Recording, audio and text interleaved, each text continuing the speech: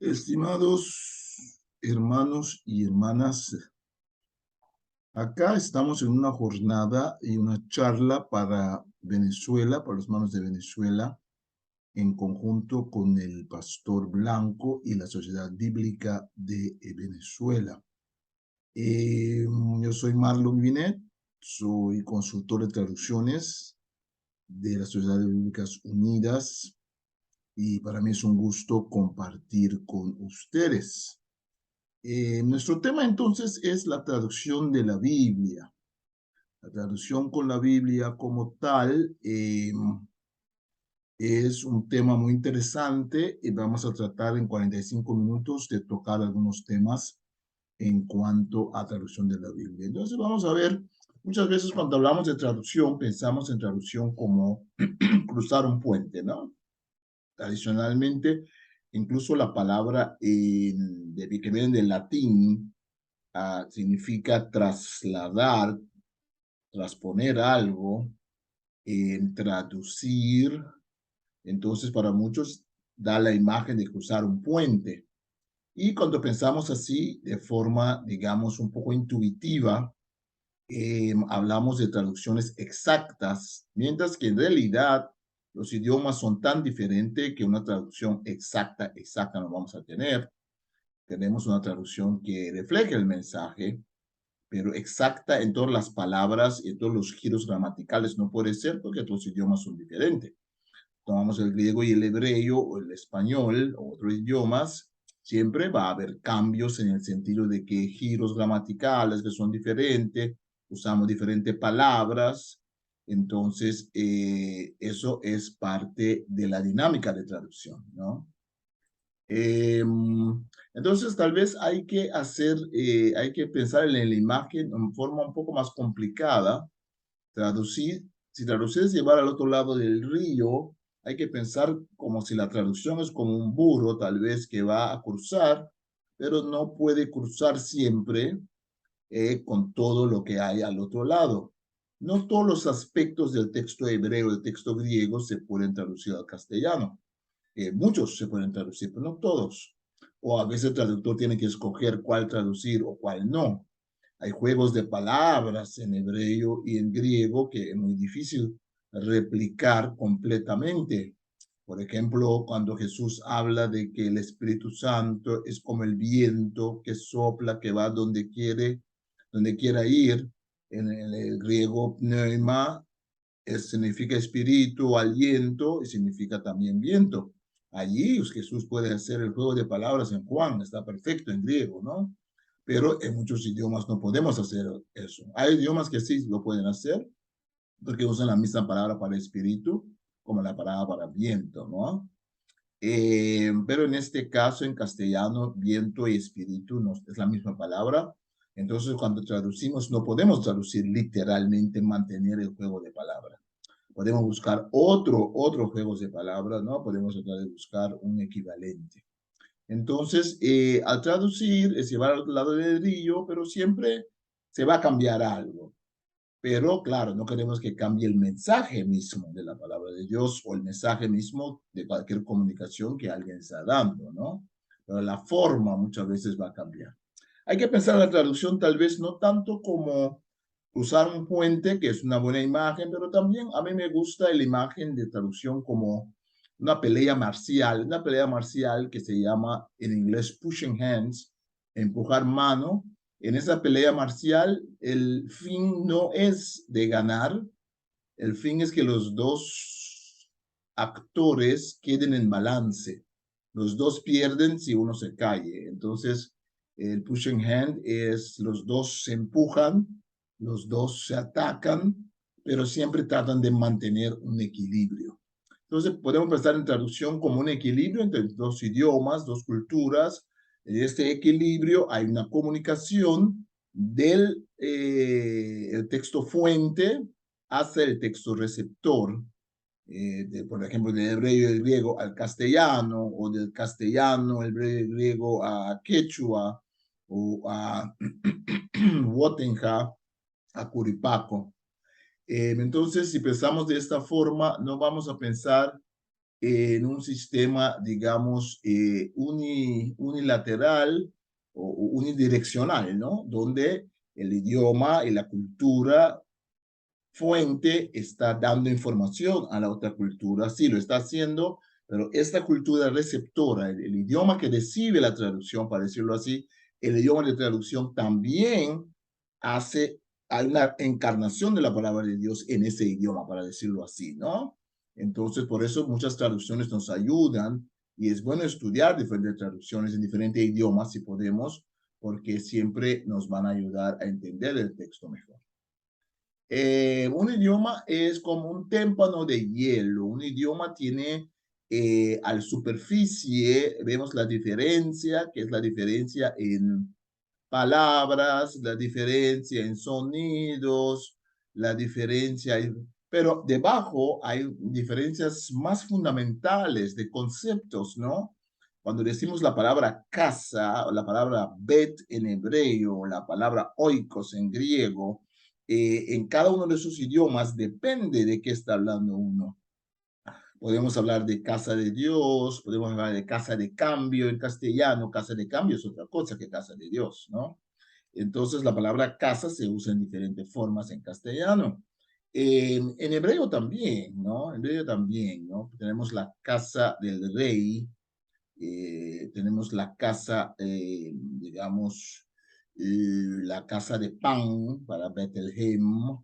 Entonces se usa en diferentes formas la palabra casa, lo mismo con la palabra, digamos, la palabra carne, por ejemplo. Entonces yo digo carne, sarx en hebreo, bashar en hebreo, en griego sarx. Se usa la palabra carne en la Biblia. A veces la palabra sarx, por ejemplo, tomamos el griego como ejemplo. La palabra sarx a superficie siempre es la palabra sarx. Pero debajo de esa palabra puede haber diferentes significados. Sarx puede significar la carne que uno come de un animal. Sarx puede significar entonces la carne que se sacrifica a Dios. Sarx puede significar en Corintios la carne que se sacrifica a ídolos, a dioses falsos, pero Sarx puede significar también el ser humano. Dice Joel que Dios dice que va a derramar su espíritu sobre toda carne, sobre todo el ser humano. Jesús se hizo carne, la palabra de Dios se hace carne, la encarnación, ¿cómo lo llamamos? La encarnación. Eh, Eso tiene que ver con el hecho de que la palabra se hace carne y la palabra vive entre nosotros. Pero eso quiere decir que Jesús es ser humano, ¿no? Se convirtió en ser humano. Pero Pablo nos dice que no tenemos que seguir los deseos de la carne. Pablo no está hablando entonces de carne de animal, no está hablando de netamente ser humano porque somos seres humanos, está hablando allí de la naturaleza pecaminosa. Entonces, el mismo vocablo, sarx, en griego, puede tener diferentes significados. Eso quiere decir que hay que ver qué está debajo del témpano, qué está, aquí tenemos el top del iceberg, ¿no? Pero qué está debajo. Idiomas son así. Hay que buscar, hay que indagar, y la traducción no es netamente traducir la parte superficial, es también ver el significado. Y ahí vamos a ver que depende del tipo de traducción, hay diferentes formas de traducir. El traductor puede optar a concentrar en lo superficial de la forma o puede decidir de tratar, hacer un esfuerzo de comunicar o el significado que está debajo de la superficie o tratar, buscar una combinación en el idioma receptor. Ya vamos a ver algunos ejemplos. Entonces, la comunicación transcultural tiene diferentes aspectos. Hay un asunto de el léxico. La palabra persona, por ejemplo, cuando decimos persona, y aquí estoy pensando en la comunicación entre los españoles y los pueblos indígenas, según nos narran los cronistas, pero cuando decimos Dios es una persona, ¿qué quiere decir eso? Una persona no quiere decir ser humano, una persona quiere decir un ser que puede pensar, ¿no? Un ser humano es una persona, Pero cuando definimos ser humanos en la filosofía, ¿no? Se define el ser humano como, se define a la persona, entonces Dios es una persona, quiere decir que puede pensar, que tiene voluntad, etcétera, etcétera. Entonces, la palabra persona es muy complicada para traducir porque en muchos idiomas no se puede traducir en cualquier forma y de hecho el concepto de persona, muchos dicen que sale justamente del cristianismo, ¿no? En su forma más elaborada, pero ese es otro tema. El léxico, entonces las palabras tienen su significado, están debajo, entonces las palabras, su significado, como la palabra SARS, tiene allí, hay que ver lo que significa, no se puede confiar de que siempre significa lo mismo.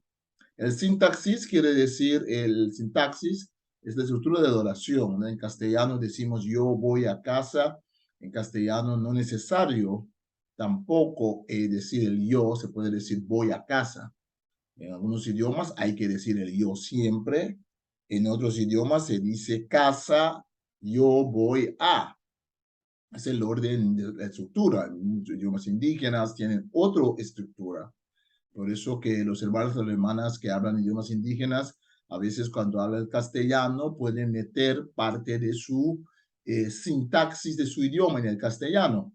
Son gente supremamente inteligente, pero castellano tal vez no es su idioma materno y como hablan dos idiomas, ponen también estructuras de su idioma. Es como mucha gente que habla muchos hispanoparlantes que ponen algo del inglés, algo del español en el inglés, ¿no? Eso también puede suceder. Hay una lógica de pensamiento. La lógica, por ejemplo, andino no es la misma del pensamiento europeo. La lógica, por ejemplo, en muchos idiomas indígenas, cuando se habla, se pone primero la consecuencia o a veces el resultado y después la causa, ¿no? Entonces, en algunos idiomas es más lógico decir está mojado porque ha llovido y no decir llueve, por eso está mojado. Entonces depende del idioma, incluso la estructura de pensamiento es diferente. Y la cultura juega un rol muy importante en la cultura, ¿no? En el enfrentamiento entre el fraile Valverde y los pueblos indígenas y los incas, el fraile tiene una voz muy seca y muy áspera que culturalmente está comunicando algo. Cuando comunicamos la Biblia en forma de libro, hoy en día tenemos que pensar mucho en la oralidad. La Biblia nos viene desde la oralidad y hay que pensar qué significa el texto escrito, que sería bueno también leerlo en voz alta, porque y hay aspectos culturales para entender el texto bíblico.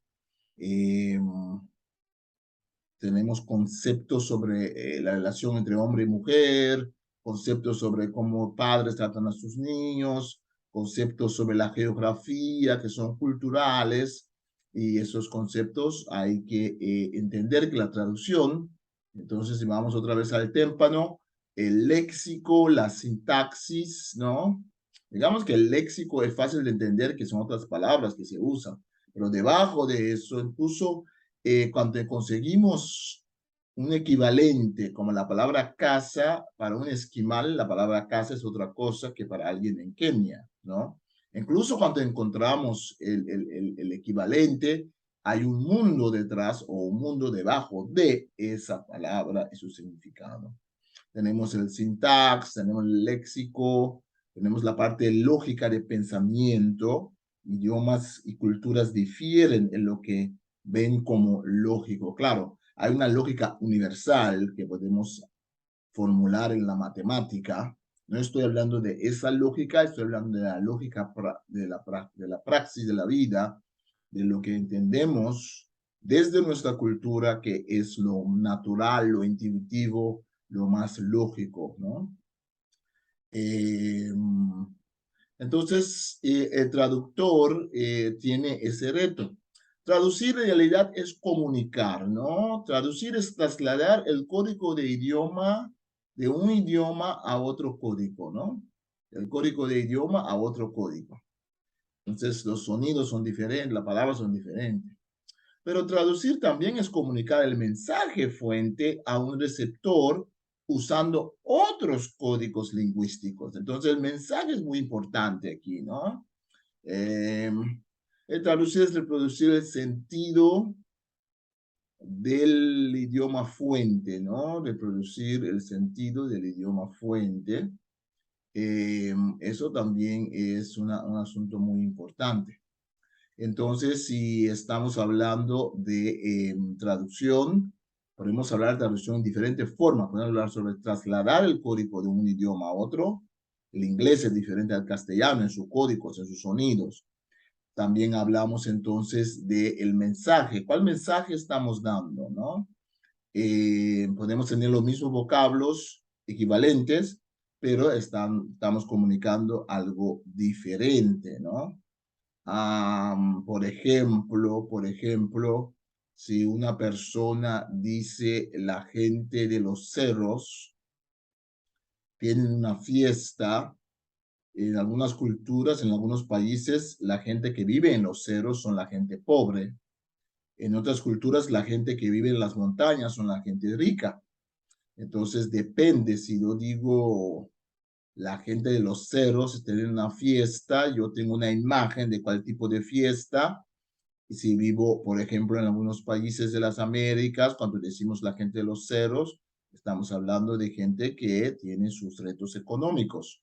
Pero si lo decimos, por ejemplo, en Jamaica, son en realidad los ricachones, o los ricachones, la gente de clase media, no tienen que ser necesariamente ricos, pero es la gente de clase media que viven en los cerros, ¿no? Entonces, depende, la misma frase significa otra cosa dependiendo del contexto, ¿no? Por eso el contexto determina entonces mucho. Podemos decir también traducir, voy a volver a compartir pantalla, es reproducir el sentido del idioma fuente. Entonces podemos decir es una reproducción. Entonces usamos diferentes palabras, trasladar, comunicar, reproducir, usamos diferentes palabras para comunicar, ¿no? Para comunicar el tema aquí que estamos comunicando, ¿no? Entonces déjeme ver si usamos la palabra reproducir, usamos la palabra comunicar, ¿no? Usamos la palabra trasladar, ¿no? Para indicar entonces lo que está. Cuando hablamos de trasladar, pensamos en código de idioma, pero el código no es suficiente. La gente de los cerros tiene una fiesta, se puede traducir en muchos idiomas, pero tiene un significado. Por eso hablamos de debajo hay un mensaje fuente que hay que comunicar. Puedo comunicar el código sin comunicar el mensaje fuente, ¿no? Y por eso estamos hablando del sentido, ¿no? El sentido. Entonces, eso es importante. Bueno, vamos a seguir entonces. Voy a cambiar el... Aquí. Sí. Entonces vamos a seguir. Una combinación de forma, sentido en el idioma receptor. Entonces, es la forma y el sentido que estamos comunicando. Ya vamos a hablar sobre la forma y el sentido, entonces voy a seguir. Tomemos un ejemplo de traducción. Por ejemplo, muchos idiomas de descendencia maya en Centroamérica tienen un principio que se ha denominado como el principio maya. Lo que no se ha incluido explícitamente es excluido implícitamente. Hay que dejar eso, hay que pensarlo un poco, ¿no? Lo que no se ha incluido explícitamente. Demos un ejemplo. Por ejemplo, si yo digo el Dios de nuestros padres, cuando yo digo eso, en muchos idiomas mayas, también en otras partes del mundo, yo estoy diciendo que es solamente el Dios de nuestros padres y no es nuestro Dios. No es Dios de Pablo, pero es Dios de sus padres, ¿no? Por eso al traducir, el traductor tiene que traducir,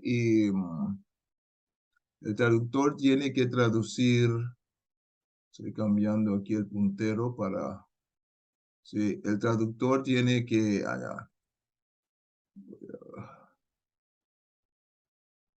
disculpe por la molestia aquí que quiero usar la pluma, el bolígrafo, ¿sí? Entonces, tenemos que traducir el Dios de nuestros padres y el Dios de nosotros y el Dios de nuestros padres. Entonces, al traducir el código, solamente el código, a solamente traducir esto en el idioma no es suficiente porque esto da una comunicación equivocada a la gente. La gente va a pensar que no es nuestro Dios, ¿no? Van a pensar que no es nuestro Dios y no queremos eso. Esto sería un significado equivocado. Entonces, para conseguir este significado tenemos que cambiar la forma, ¿no? Entonces, el principio maya es que hay que siempre tener cuidado. El Dios de Abraham, Isaac y Jacob significa que solamente Dios de Abraham, Isaac y Jacob, y no Dios nuestro o no Dios de los israelitas, solamente de esos tres nombres. En esos idiomas hay que decir, es el Dios de todos nosotros, de Isaac, de Jacob, ¿no? Hay que enfatizar. Entonces, allí vemos un ejemplo donde la traducción no se puede traducir literalmente porque ya hay un sentido muy diferente, ¿no? Veamos otro ejemplo. Salomón hizo además un altar. Eso de que Salomón hizo en muchos idiomas es un problema porque parece que Salomón lo hizo solito, ¿no? También hizo un mar de fundición, el cual tenía 10 codos de un borde al otro, enteramente redondo. Su altura era de 5 codos y un cordón de 30 codos de largo lo ceñía.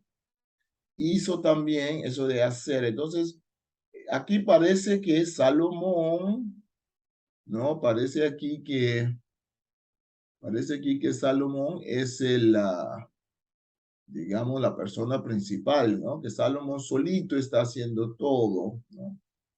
Pero eso no es la idea. Salomón lo deja hacer en realidad. Entonces, vamos a traducir, vamos a dejar que la gente piensa que Salomón hizo todo o vamos a decir Salomón dejó hacer. La primera está bien, hizo porque es lo que dice el texto hebreo, pero tal vez al traducirlo de forma dinámica, vamos a decir lo hizo hacer para indicar de que otros también trabajaron en eso, ¿no? Que no era solamente Salomón, ¿no? Entonces hablamos de traducción de equivalencia formal o verbal. Esas son traducciones que tratan de quedar por lo que puedan muy cerca del hebreo o del griego o del castellano, si son traducciones del castellano. Hay traducciones que siempre buscan la equivalencia formal, pero que se esfuerzan para traducir con naturalidad, sin hacer violencia a la lengua receptora. Entonces, Reina Valera, ¿no?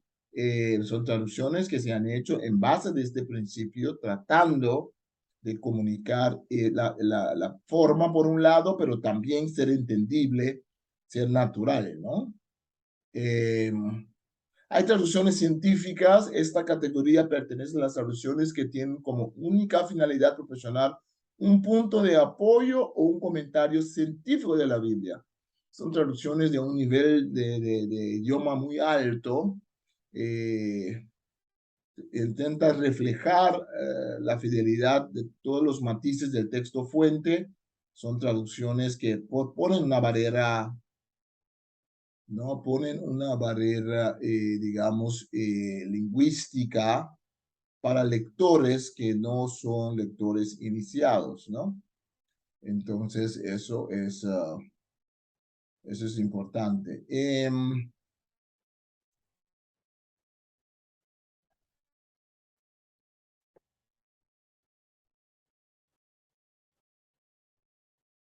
Ok, entonces,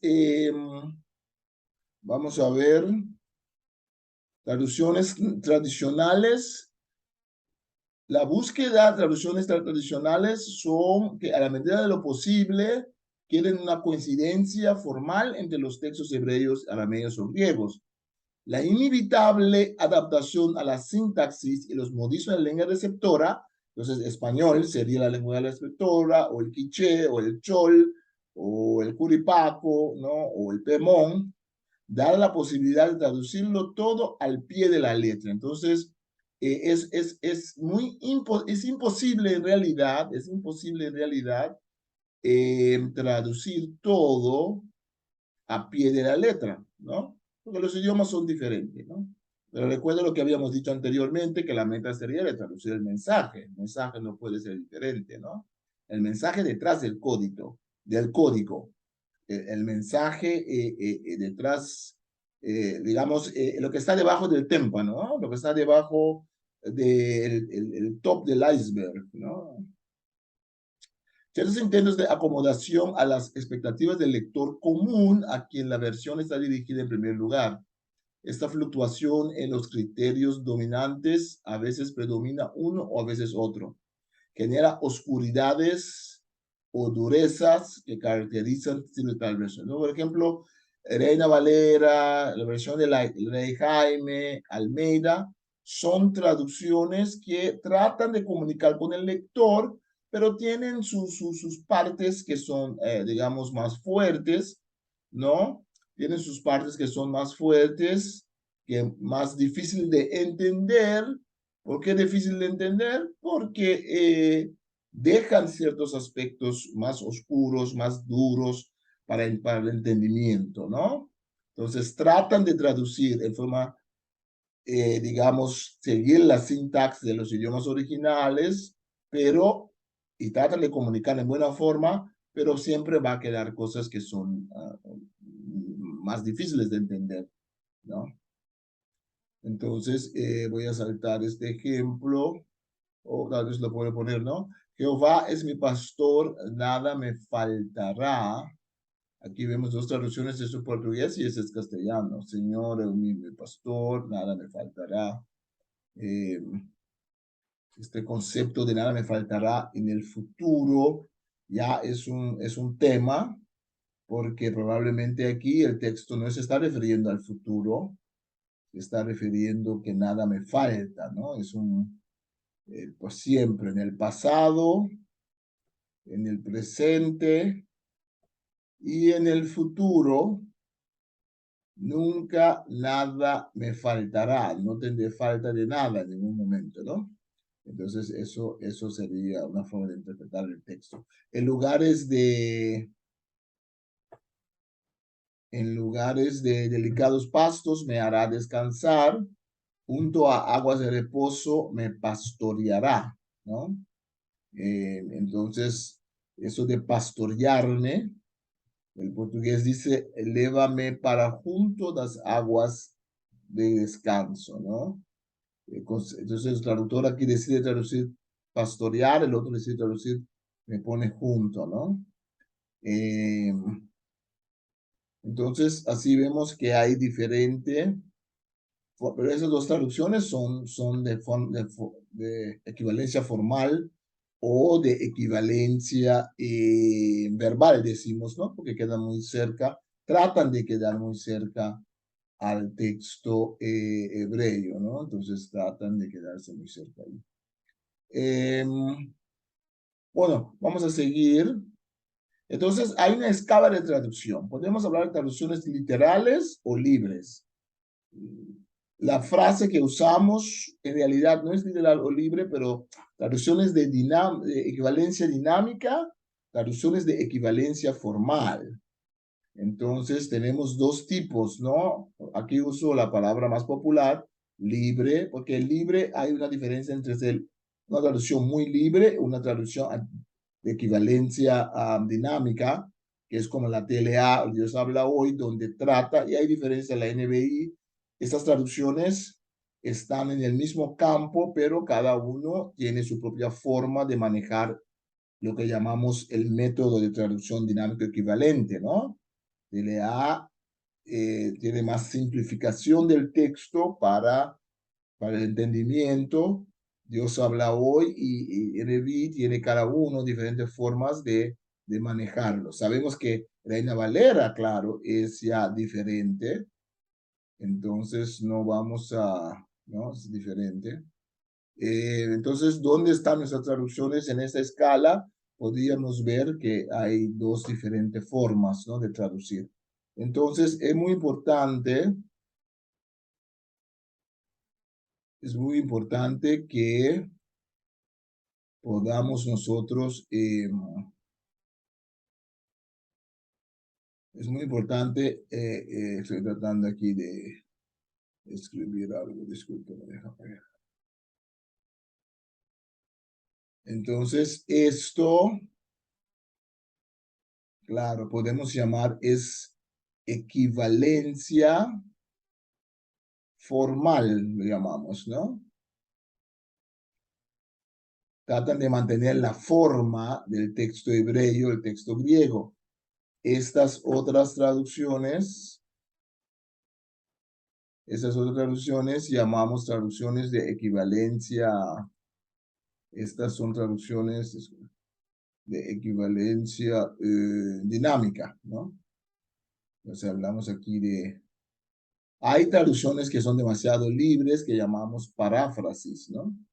Paráfrasis, pero hay traducciones que están más en este campo que llamamos de equivalencia dinámica o equivalencia funcional, F o D. Entonces aquí lo que tratan de hacer es ver si pueden replicar el sentido del texto. ¿Cuál es la mejor traducción? Por ejemplo, bueno, voy a dar un ejemplo después, pero tal vez voy a dar un ejemplo de esto. Por ejemplo, en esta traducción, por ejemplo, en el libro de Amós, dice el texto sagrado, pienso que es Amós, puede ser Amós 4 o 5 por ahí, si recuerdo bien. En el libro de Amós, dice el texto, les voy a dejar con dientes limpios, ¿no? Es Amós 4:6. Dios dice, les voy a castigar y les voy a dejar con dientes limpios. Traducciones literales, lo que van a hacer las traducciones literales, ellos van a, digamos, van a traducir en una forma, van a dejarlo así, van a dejar dientes limpios, ¿no? Pero las traducciones dinámicas van a decir, Dios dice, les voy a dejar con hambre. Porque en el mundo antiguo, ¿quién era en el mundo antiguo el quien se quedaba con dientes limpios? Era la gente que no tenía de comer. Entonces, una traducción dinámica equivalente no va a poner dientes limpios, va a poner quedar con hambre. Entonces, Amós 4, versículo 6, ¿no? Amós 4, 6, si usted lo lee, en Reina Valera, usted va a ver que dice dientes limpios. Si usted va a leer en NBI, Dios habla hoy, TLA, va a decir quedar con hambre. Hay traducciones que lo hacen dos veces, dicen, Dios dice, voy a darles dientes limpios, es decir, les voy a dejar con hambre, ¿no? Eso también es una posibilidad. Bueno, ¿cuál sería la mejor traducción? ¿Cuál sería la mejor traducción? La mejor traducción es la traducción que cumple con lo que se ha dicho, con lo que ha dicho que va a hacer el traductor, ¿no? Eso sería la mejor traducción, ¿no? La traducción que hace lo que se ha dicho que va a hacer, que cumple con su metodología. Por eso hay que leer bien lo que dicen los traductores, cómo están traduciendo. En la teoría de traducción tenemos diferentes tipos de traducciones sociolingüísticos que tratan de adaptarse a un aspecto sociolingüístico, por ejemplo, traducciones para niños, o traducciones conceptos de uso de cierto variante dialectal, o traducciones funcionales que son más fijados en dar el sentido del texto. Y hay traducciones que se basan mucho en el aspecto de pensar en lo cognitivo. Entonces, ¿cómo analizamos traducciones?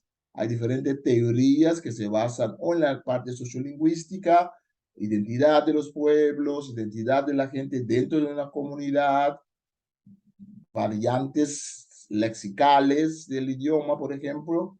Funcionales son traducciones que dicen, vamos a traducir para una audiencia específica con un propósito específico. Entonces, nuestra traducción es de cierto tipo. Y hay toda la teoría del mundo académico, son teorías cognitivos donde se basa en cómo piensa la gente. Cuadros de referencia para traducción quiere decir que vamos a tomar en cuenta cuando traducimos. Tenemos diferentes cuadros, cuadro lingüístico, los idiomas son importantes.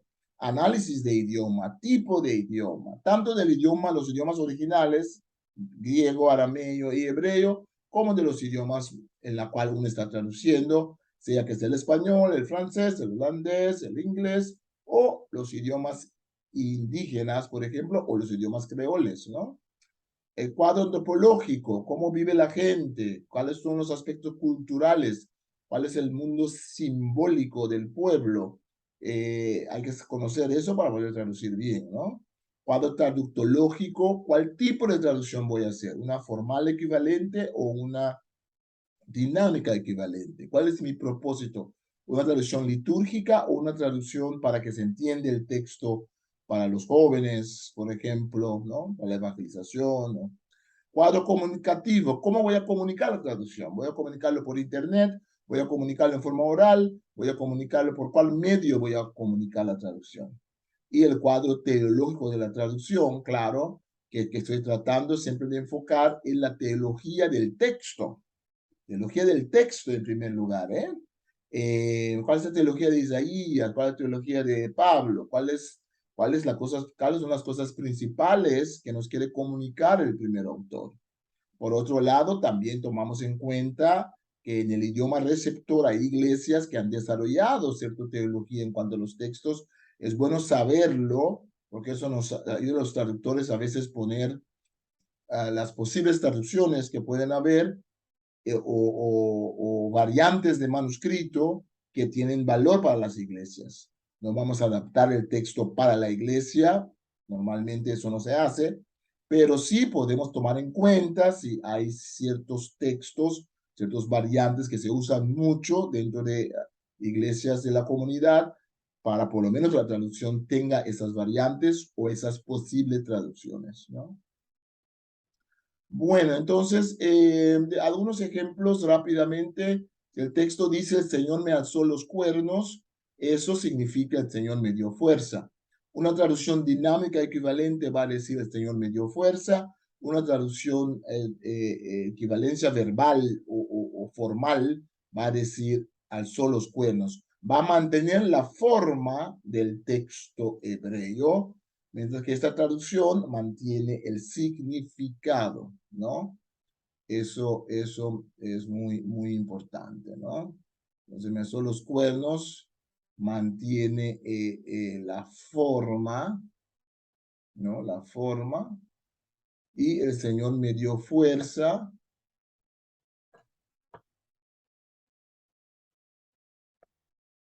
Bien, aquí si la... Voy a encontrar el puntero. Entonces, el Señor me dio fuerza. ¿Sí? El Señor me dio fuerza, el Señor me dio fuerza es el sentido, ¿no? Uno se concentra en manifestar la forma del texto de los idiomas originales, el otro el sentido, qué significa, ¿no? Eso es importante.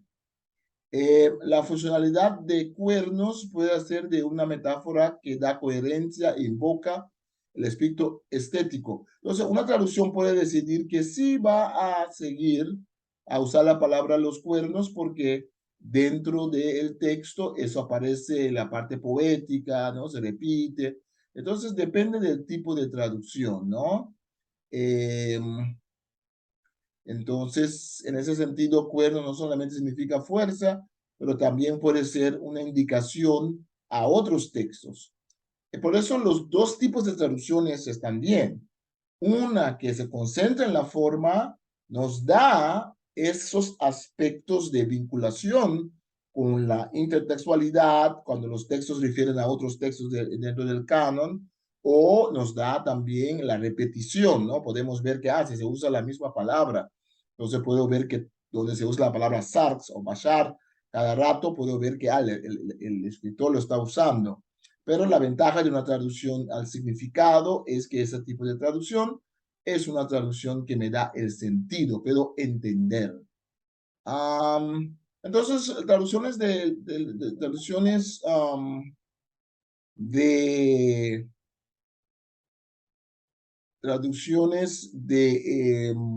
índole de equivalencia verbal son traducciones que en idiomas indoeuropeos de Europa dan mucho de la estructura porque se parecen mucho los idiomas, por ejemplo el griego a esos idiomas, promulgan en la memoria, la tradición, dan mucho el aspecto poético y retórico. Cuando leemos Reina Valera o Almeida, ese tipo de traducciones tienen su valor. Traducciones monumentales que se han hecho, o traducciones modernas que también pueden ser de equivalencia formal, ¿no?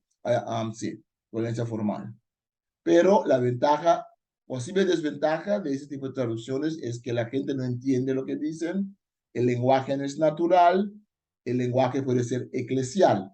Entonces, no es una pelea de gallo entre traducciones, pero sería saber cuál traducción usar para cuál fin, y cada traducción, cada proyecto de traducción tiene su fin. Muchas veces las traducciones monumentales como Reina Valera, como Almeida, se convierten en pseudo originales, ¿no? En traducciones que la gente lo ve casi como original, siendo que el original es el hebreo, el griego y el arameo, ¿no? Entonces es muy importante tomar en cuenta que no hay nada malo en usar Reina Valera. Nadie está, bueno, yo por ejemplo no estoy en contra de Reina Valera, lo seguimos revisando, se usa, tiene su valor una traducción de equivalencia formal.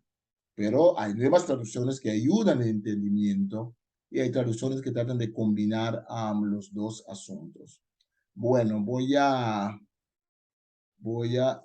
dar para terminar, porque pienso que ya se me está yendo el tiempo. Voy a darles un ejemplo, dos ejemplos de traducción. Por ejemplo, Marcos 1:4, apareció Juan bautizando en el desierto y predicando el bautismo de arrepentimiento para perdón de pecados. Esta frase es típico del griego, en castellano también se puede, pero en muchos idiomas no es posible decir bautismo, hay que decir quién bautiza a quién, no se puede decir arrepentimiento, hay que decir quién se arrepiente, no se puede decir perdón, porque no hay una palabra para perdón, no hay palabra para pecado, entonces hay que transformarlo. El texto de Marcos no le dice al lector quién debe bautizar a quién, ni quién se arrepiente, ni quién va a perdonar a quién, ni quién pecó. Entonces, una traducción formal equivalente va a tener esto, pero no comunica. Un pastor, un predicador, un exegeta, tiene que explicarlo a la gente, ¿no? Entonces, en una traducción dinámica, vamos a tratar de sacar lo implícito, va a ponerlo de relieve. Y apareció Juan bautizando en el desierto y predicando que la gente debía arrepentirse de sus pecados y ser bautizados para que Dios pudiera perdonarlos, ¿no?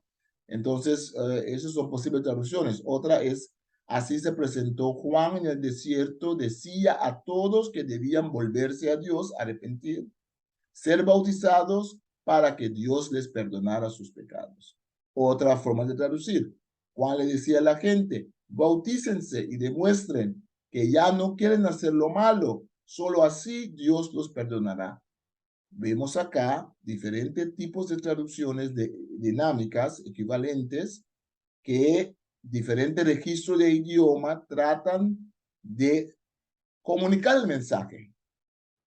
Esta traducción que es muy formal, formal no quiere decir en el aspecto formal, ¿no? Formal quiere decir la forma del texto original o de los idiomas originales.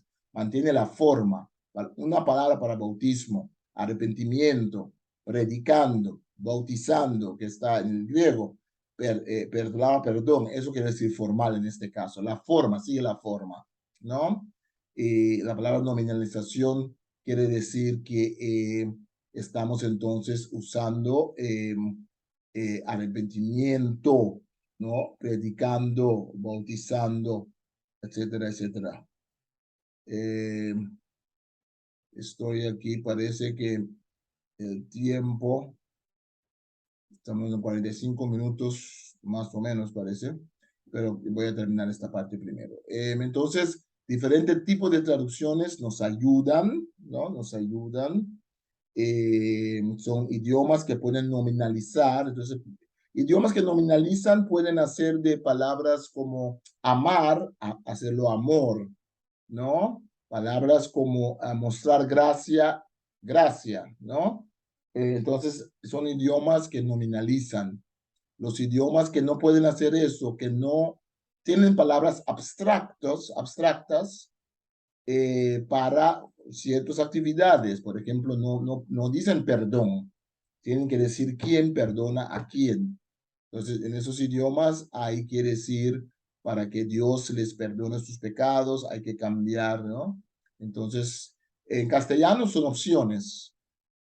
En algunos idiomas no es una opción, hay que traducir siempre esta parte, ¿no? Entonces, son diferentes, esta parte acá, esta acá, en algunos idiomas es la única forma de traducir en el idioma, porque el idioma no se maneja como el castellano y necesita hablar sobre lo malo. Incluso la palabra perdón en esos idiomas no es una palabra que se usa, ¿no? La palabra perdón no es una palabra que se usa. Entonces había que cambiar la palabra perdón allí, ¿no? Entonces tenemos el problema con, por ejemplo, el gozo de Jehová es nuestra fuerza. Hay idiomas que tienen que decir, cuando estás contento, eso significa que Jehová te da fuerza, o Jehová te da fuerza y eso te hace feliz o contento, ¿no? No se puede decir gozo, gozo o alegría, ¿no? Entonces, ¿cómo vamos a...? ¿Y qué es fuerza? A veces, algunos idiomas hay que explicar qué es fuerza, no se puede usar una palabra. Entonces, a los dos lados allí tenemos a veces el reto, ¿no? A los dos lados. Entonces, el reto acá. ¿Cómo vamos a traducir esto? Y tenemos un reto por otro lado, ¿no? Tenemos un reto por otro lado, es decir, ¿cómo vamos a traducir esto acá? Depende del idioma. Entonces, aquí, claro, y hay reto intermedio también, pero estamos hablando de esta parte, ¿no? Ok, muy bien. Entonces, ya voy a terminar, porque ya se nos va el tiempo. Hay diferentes otros retos de traducción. Ya les mencioné la palabra carne, la palabra sarx. Entonces, puede significar carne literalmente de un cuerpo, pobres cuerpos, hombres de mi propia raza. Pablo habla de la gente de mi propia carne. Todo el mundo, el Espíritu Santo se derramará sobre toda carne. Hechos 2:17, Romanos 8:3, la naturaleza pecaminosa, la baja naturaleza. Hay seres humanos son débiles, 2 Corintios 10:3, o también puede identificar, no voy a seguir normas humanas. Entonces, en traducciones dinámicas se traduce entonces, es cada palabra, se traduce cada significado tiene su propia traducción, ¿no? Si usted ve Dios habla hoy, TLA, etcétera, etcétera, ellos para cada uno de estas va a haber una traducción. Entonces tenemos 1, 2, 3, 4, 5, 6, 7, 7 formas de traducir dependiendo del significado. En traducciones, que son formal, equivalente, dinámico formal, o de equivalencia, decimos equivalencia formal, ¿no? Ahora estoy confundiendo el asunto. equivalencia formal, siguen la forma, van a solamente tener una traducción siempre para la palabra sarx en toda la Biblia normalmente, ¿no? Incluso ellos de vez en cuando no lo van a hacer, van a cambiarlo, ¿no? Entonces, al fin y al cabo, hay diferentes tipos de traducciones, cada uno tiene su meta. Hablar de traducción no es solamente hablar de cruzar un puente, hay que tomar en cuenta de que la palabra de Dios es muy rica, los idiomas son muy ricos, los idiomas tienen una reserva impresionante de abundancia de significados y por eso se puede traducir en más de una forma. Hay que saber qué estamos haciendo, hay que tener una política de traducción, hay que tener una meta de traducción y siempre pensamos que Dios, por su Santo Espíritu, ayuda cada traducción que se hace de forma concienzuda, con oración, con investigaciones académicas serias. Pensamos que Dios está y Dios usa todas las traducciones. Reina Valera tiene su valor, Dios habla hoy tiene su valor, es un lenguaje actual, tiene su valor, no es una pelea de gallos. Las traducciones se nos han dado, son una bendición para que podamos entender mejor el texto bíblico. Bueno, que el Señor le bendiga, pienso que ya pasé el tiempo, ya estamos en la conversatoria para preguntas e intercambio. Bendiciones.